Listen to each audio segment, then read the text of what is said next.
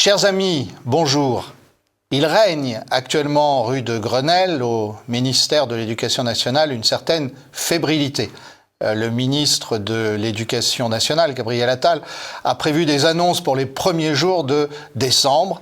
Nous allons y revenir. Il y a d'une part des annonces sur le niveau des élèves et d'autre part sur le métier d'enseignant. Alors, pourquoi le niveau des élèves? Eh bien, parce que le 5 décembre à 11 h, si vous êtes derrière votre ordinateur, vous allez pouvoir constater les résultats du classement PISA. Alors, qu'est-ce que c'est que PISA? C'est le programme international de suivi des acquis des élèves.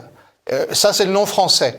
En anglais, on parle d'évaluation des élèves, c'est plus clair, et il s'agit de mesurer dans une soixantaine de pays le niveau des élèves en mathématiques, en sciences, en lecture.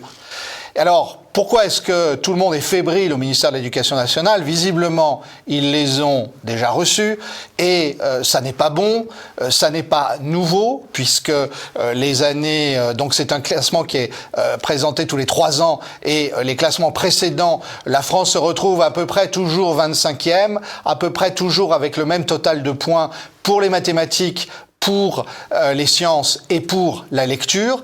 Et ça fait des années qu'à chaque fois qu'un classement PISA paraît, on se dit il va falloir tout changer.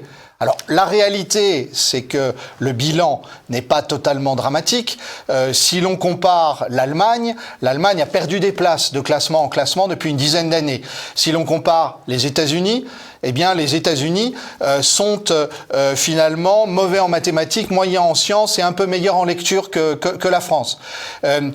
Le problème, il n'est pas là. Le problème, il est dans le fait que on veut proposer une manière totalement centralisée d'améliorer le niveau. D'ailleurs, c'est ce que dit Gabriel Attal. Alors, Gabriel Attal a quand même une idée, c'est que il vaudrait peut-être mieux briser un tabou de l'éducation nationale. Il vaudrait peut-être mieux faire des classes de niveau. Effectivement, comme les établissements pour PISA sont choisis de manière aléatoire, ça permettrait sans doute d'améliorer les classements d'un certain nombre d'établissements français.